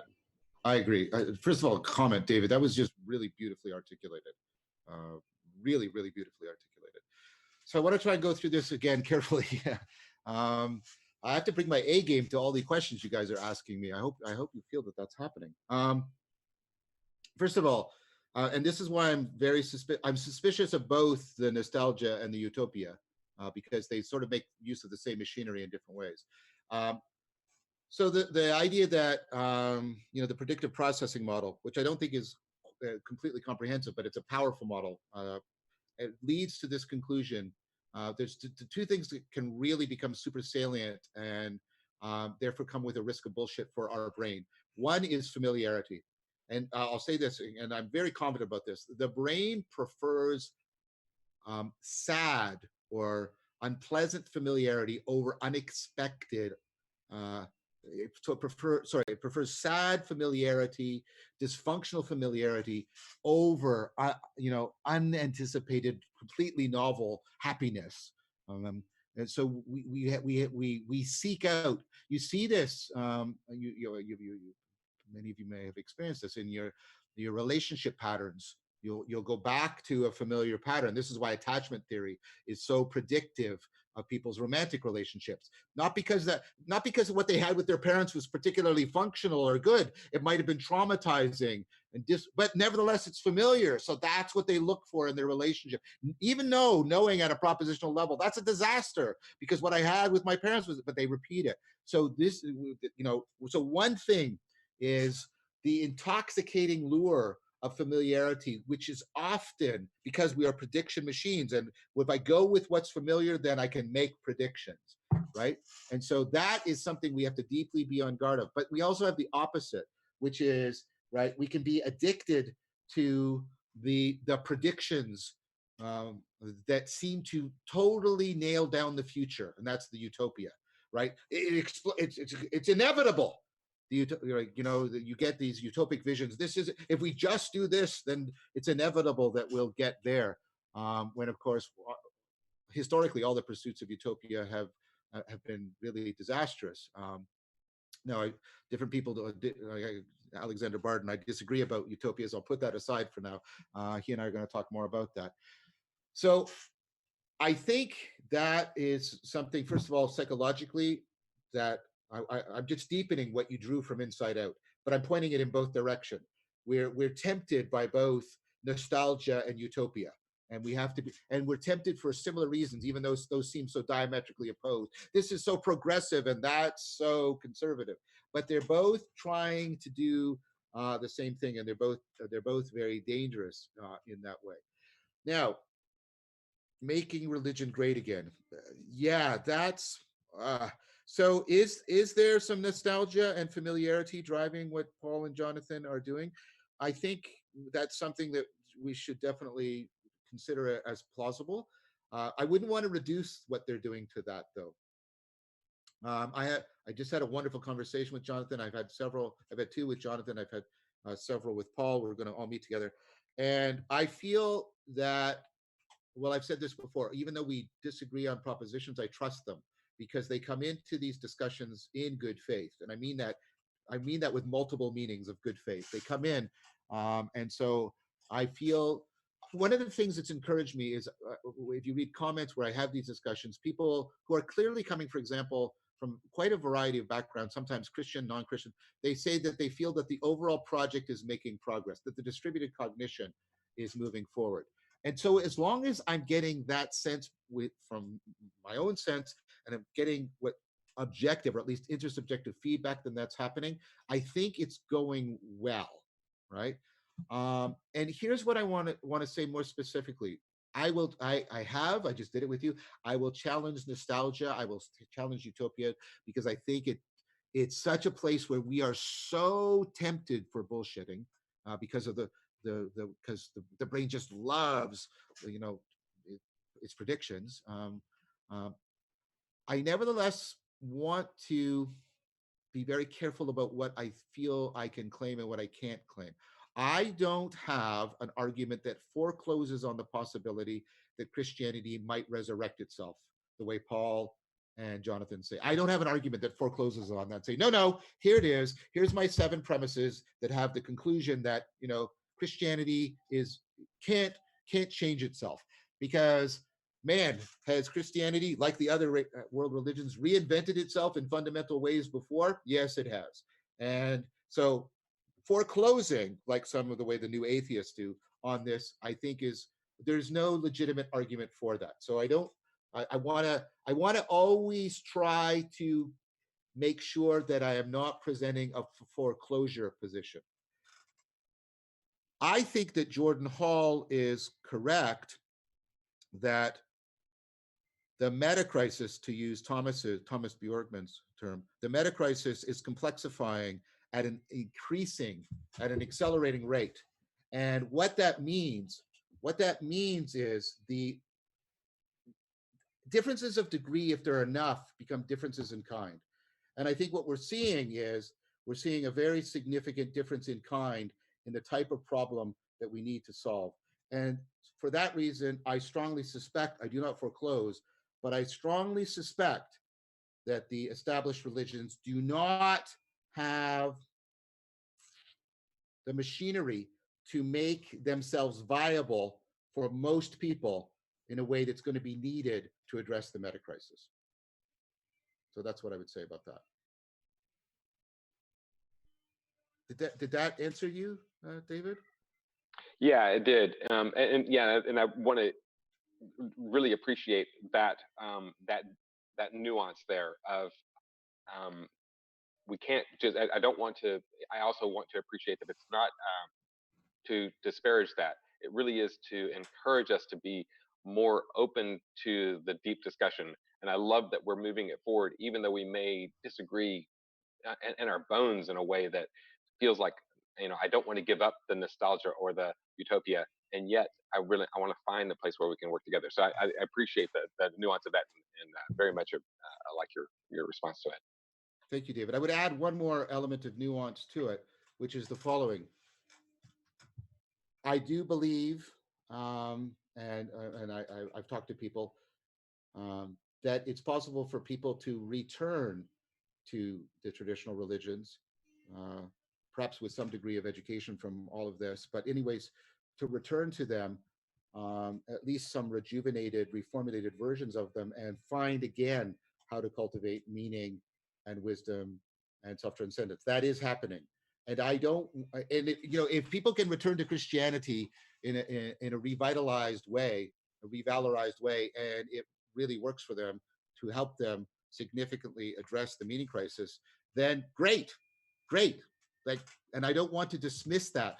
And I don't want to paint that with the brush of that's somehow inauthentic. I think that's a mistake as well. Now, I think those people have a responsibility to follow the example given by Paul and Jonathan of entering into deep, good faith dialogue with people who do not find those traditions viable for them anymore. So I'm not saying that people might not be able to return, but I think returning and then proclaiming to everybody, oh, you should just return, I don't think that's a responsible thing to do. Hi, John. I have a question. I'm about 10 or 11 episodes into the series, and I don't know if you are addressing this in later episodes. But my question concerns in this whole ecology of practices and in cultivating meaning and wisdom. What's the role of humor? Is it taken seriously? And also, it connects to another question that you pretty much answered during this during this hour and a half. How this in your research or travels, do you have some like really particular insights in these culturally specific manifestations of the meaning crisis across culture? Like culture and humor to me are like super connected. Like humor is a super cultural thing. So I wonder if that can be, if humor is it regarded as one of the, is it regarded as a practice? Can it be a practice, or like is it something on a very meta level that like can communicate with the whole theoretical structure?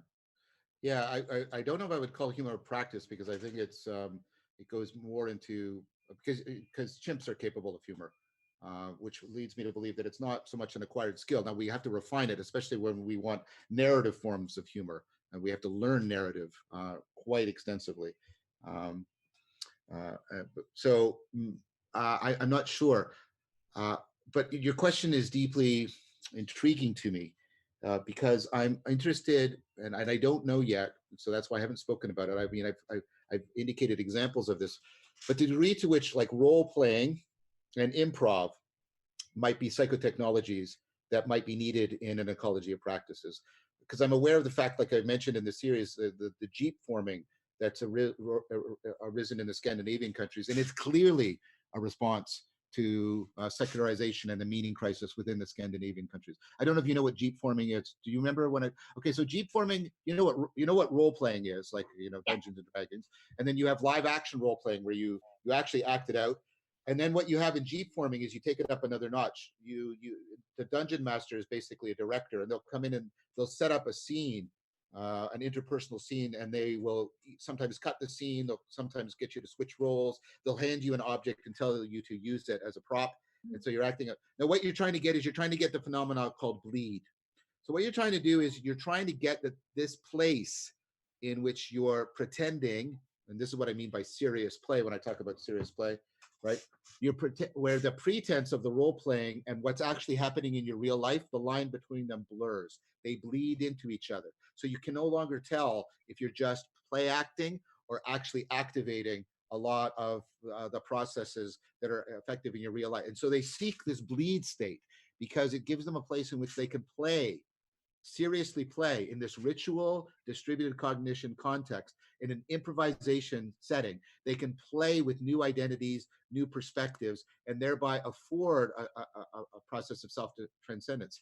Now, I see that, although that's taking place clearly in a very secular situation, that's very much deeply analogous to a lot of religious behavior. It's religious in a lot of ways, in the way you go into a separate space, a non-space, non-time, like when you go into church, you take on these identities, you get shifted around. There's a master of ceremonies that redirects things. It's supposed to allow you to play with different identities, different perspectives, different patterns of interaction that's afford a kind of gnosis, a form of that's transformative participatory knowing. And I've talked to people, I've had some students who wrote essays for me on this, find a similar thing happening with improv. And then humor plays a vital role in these kinds of psychotechnologies, because humor is often a way and so this is where I think it's important, because when I talk about when you get later in the series, I talk about absurdity. Absurdity is when you have a perspectival clash that you can't resolve. Humor is when you have a perspectival clash and you can resolve it with a kind of insight, when you can resolve by engaging in a kind of serious play. So those places that I've just mentioned, like Jeep form, they're so pregnant with a possibility for humor because people are seriously playing between, bridging between perspectives.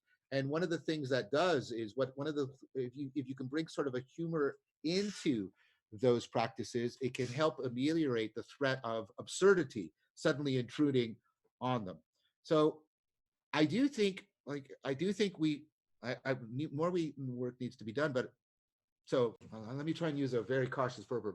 I suspect that those kinds of psychotechnologies should be incorporated into and ecology of practice, because they act as significant bridging psychotechnologies between individual practice and the practices of collective intelligence. And they allow people that liminal place where they can play with alternative things, and they can bring humor and play, serious play, to bear on the experience of absurdity, so that they learn to address it more profoundly. Did that answer your question? Yeah. Not only that it answers my question, but it also makes me understand my question, why I asked this. Like, I actually come from theater background, so there you go. It wasn't the starting point from which I just wondered about humor, but now I understand my question. Yeah, and also I suppose that then theater and other artistic practices like fall under this family of practice. So I'm doing work with Daniel Craig right now, and he wants to sort of create the meaning temple, he calls it, where theater and art, both enacted and static art, are being used to create a place in which serious play is being pursued, and various forms of serious play are being put into a kind of perspectival dialogue with each other, so that people can seriously play in that space, in the temple, right, that's analogous to the sacred place. Because think about, you go into church, again, there's all this stuff happening, and there's drama and theater, and like there's all this stuff happening, and again, not in any kind of irreverential or derogatory fashion, but get something analogous to that. That's what he's trying to work towards building, and I'm working with him on that. But he's undertaking that as something that he's going to devote a lot of his time and talent towards, doing exactly that kind of thing, where people can explore what it would be like to have a place for sacred play. Great, amazing. Yeah, thank you very much. Thank you. Guys, can I just ask a question? Am I seeming okay to all of you? The veneers in my ear is acting up a little bit, but am I still coming across as sort of sane and stable? Okay. Good. From an audio perspective, you sound fine.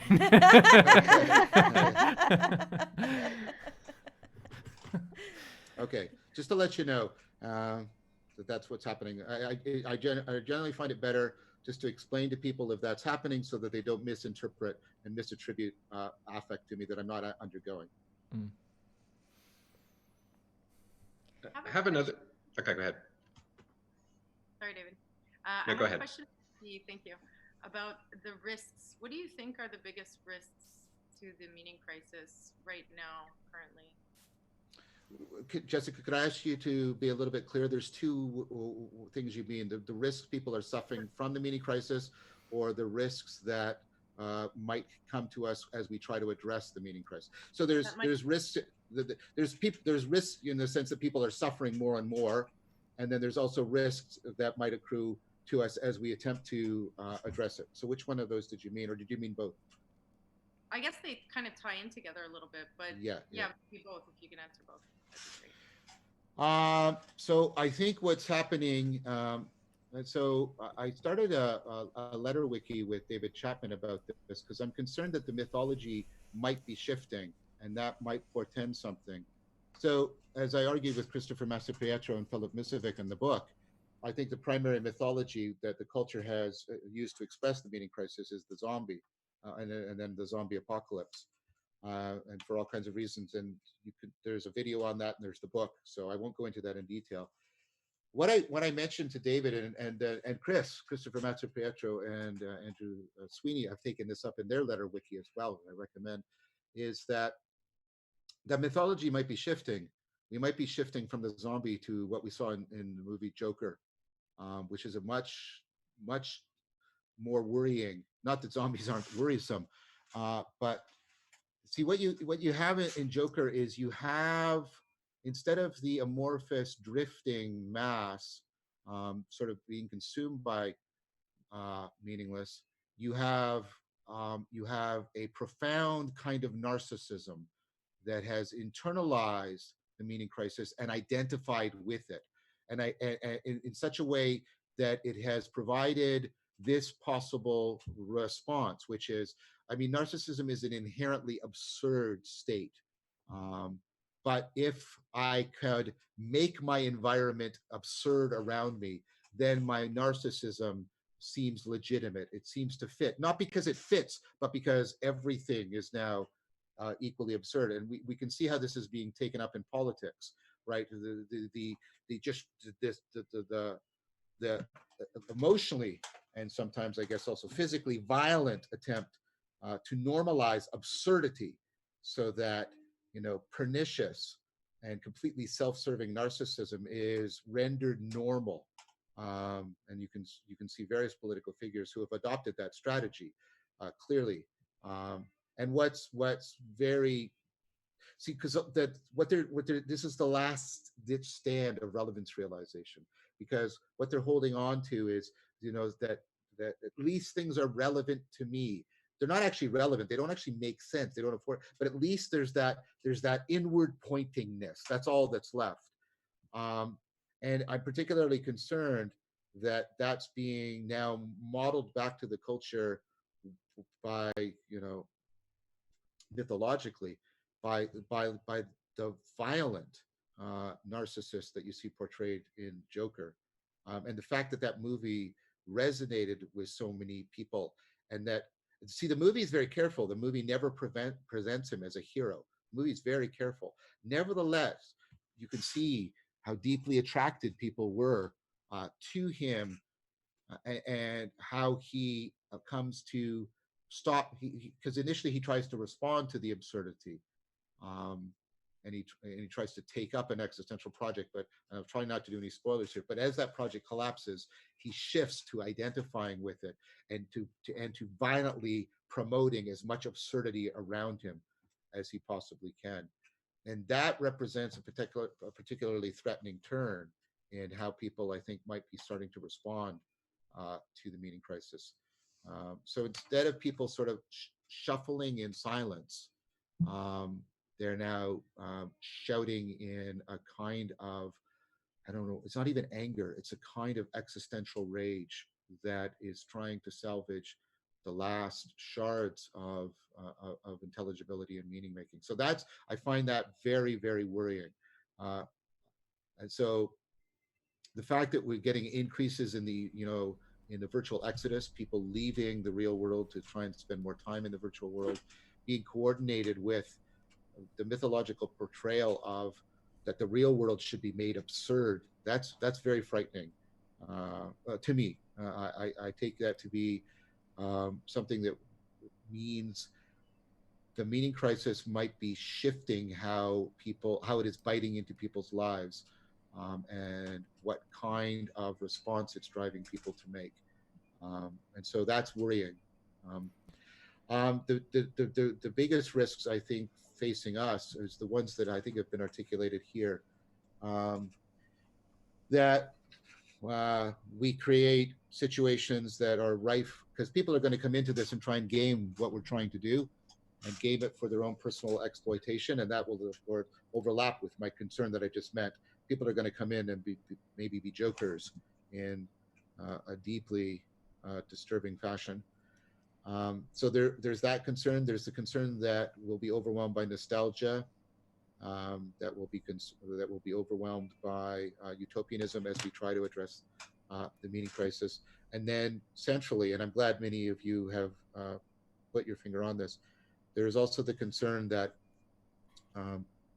we're putting ourselves in position where a lot of the machinery of self-deception that we don't even know about is going to be activated, and so we have to make a serious effort to increase our knowledge of those self-deceptive processes, especially those that are existing in distributed cognition.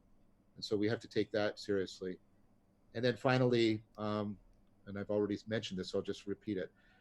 We need to address how all of this is going to interact with cyborg, the cyborg future, because that carries with it also tremendous risk.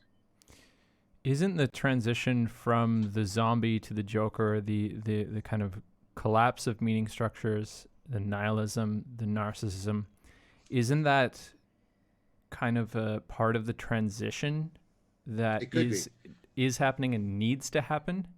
It could be. I mean, I think that's like an astute thing to say. The thing about, so a good way of understanding it is that the system is going critical, right? And so criticality means the structures are breaking down. And the thing with criticality is the structures need to break down. You need to break frame if you're going to make a new frame. Self-organizing criticality is the machinery of insight.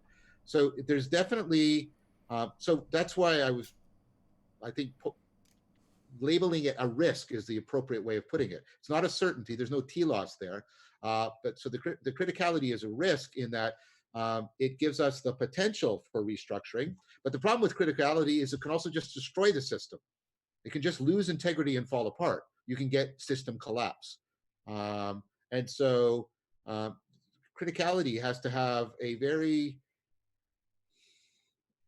I'm using a sort of vague adjective. It has to have a very good set of constraints so that it reliably goes to metastability rather than system collapse.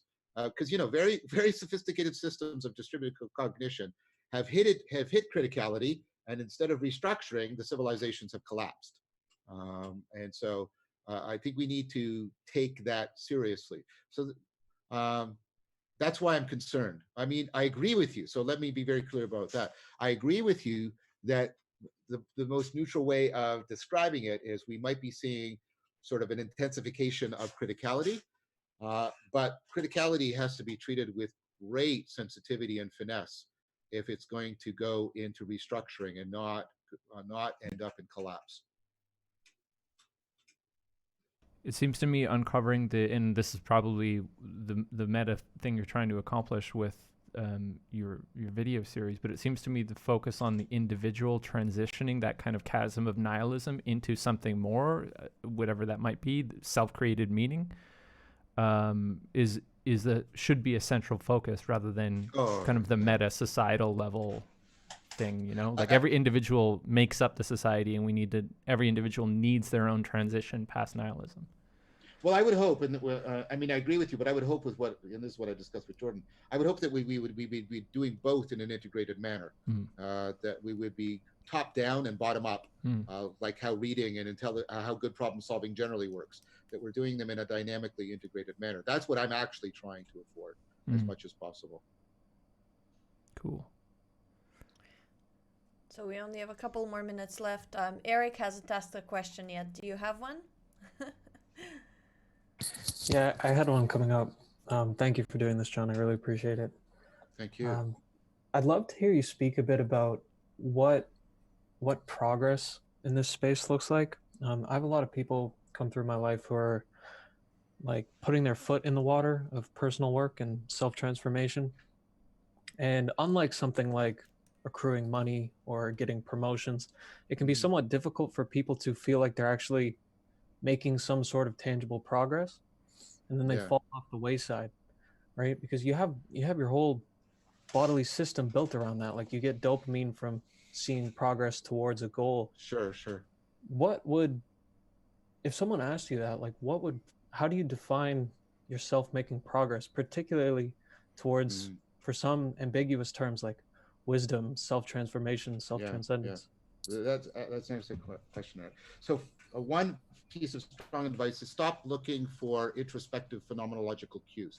Stop looking for, now I sense it, now I'm wise, now I'm good, now I'm meaningful, now I have meaning. Like, of course your phenomenology is going to be involved, but stop making that your touchstone. The best thing to do is are other people telling you on a fairly reliable basis that you seem to not be repeating your patterns of self-deception and self-destructive behavior? I mean, way before I saw phenomenologically any and I was here's a wonderful experience, and here's a wonderful experience, and I'm doing, and all of those didn't indicate anything. And then unbeknownst to me, people came up to me and they said, one of them was my good friend Dan Chappie, and he said, you're talking differently and your writing has changed. And I thought, what? And I wasn't aware of that. He said, the way you're presenting yourself, since you've been doing the Tai Chi for about 5 years, the way you present yourself and the way you're talking about things has changed. It's much more balanced and flowing. And I'd been looking for all the little treasures, right, that would indicate that. But that was actually a genuine marker that progress had occurred. So generally I tell people, stop looking introspectively for the phenomenological marker, because it's an unreliable strategy. You'll get phenomenological markers all over the place, and some of them will track and some of them won't. Instead, are other people telling you that you're more insightful, you're more flexible, you're more capable of getting out of those patterns that you fall into, or even of avoiding them, right? That you actually seem to have not repeated this process when you're getting into this romantic relationship. This one seems to be going differently. That's what I mean. So this is what I tell people, and this is what I do as a psychologist, getting people to get, first of all, shift off of what does it feel like to what are actual behavioral markers, and are they noticeable, and have they been noticed by other people, and especially if they haven't been noticed by you first. So if you get 2 or 3 of your friends notice something about you that you haven't noticed first, and it's a behavioral change, that's a clear thing you should pay attention to. So that's again why belonging to a community of distributed cognition can also be valuable. This is one of the things that we'll often even see happening online in circling. People will see things about you that are much better indications of how you're progressing than all of the stuff you see about yourself that seems to be your treasure trove telling you that you're making progress. So yeah, that's what I would say to that. Just one quick thing. That was beautiful. Thank you. Immediately as you were speaking, what was coming up is like a lot of people start this to, get more confidence in themselves, right? Self-strength, like, oh, I don't need the validation of others. But now I'm tying my own progress to getting validation from others, like having it mirrored back, having the arena like demonstrate to me. How could you avoid like the slippery slope there of just, oh, now I'm putting all again my power in other people's recognition? Okay, so part of it is to recognize that the idea that you're going to do this on your own is largely not true. So, the stuff we have about behavioral change, this is why you have Weight Watchers and Alcoholics Anonymous. Significant change usually requires you joining a group of people who are also committed to the same change, right? No, I'll do it on my own. No, you won't. I mean, you might. But it's like, it's the same kind of might as, well, I'm smoking and I won't get cancer. Yeah, you might not get cancer, but where's the probabilities? So we should calibrate our efforts where the probabilities are. If you want real change, you're going to have to commit to a group that is people who are also committed to change. And that's where I would say I could answer your other concern. Again, this has got to be set up for all the reasons we've talked about. It can't just be echo chamber. Remember all the commitment to the science of the functionality, a lot of what we discussed there. So I'm going to take that as granted behind what I'm going to say to you now. But if we've got a group that has been vetted according to all those criteria, then we're not just seeking validation from people, right? We're seeking feedback from them. And that's not the same thing as just seeking validation. And like, for example, let me give you, I gave you an example, but I want to remind you. Feedback from my students when I was developing the argument for the meaning crisis over 12 years was enormously helpful. I got to places of the argument where I could not get to on my own.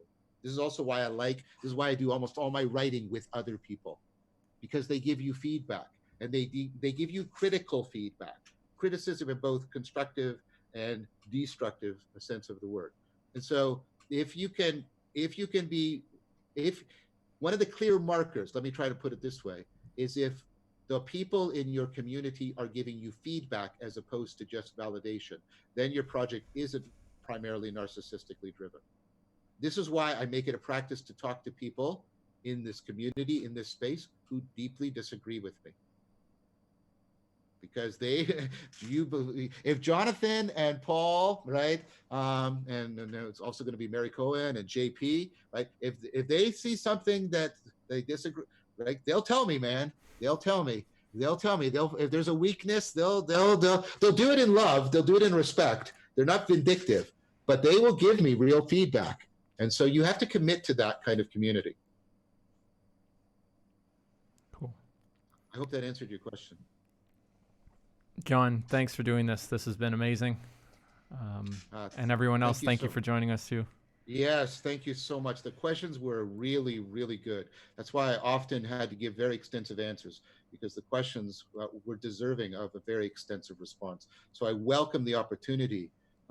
That's why I don't usually like commenting on videos, because most of the questions require this kind of deep responsiveness. So thank you very much for this opportunity. Cool, great. We'd love to do this again with you sometime in the future if you're up for it. So I will commit. I will commit to doing it again in the future with you. I'm committing right here, right now. Cool. Fantastic. We'll work it. We'll work it out where it's mutually convenient. But I'm definitely committing to doing it.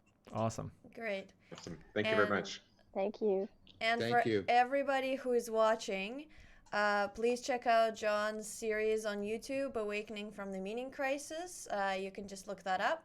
And we do weekly watch parties discussing the series on Mondays at 10 a.m. PST, 5 p.m. GMT. We're taking a break for Christmas, but we'll resume in January. And you can also check out our past interview with John at futurethinkers.org/98.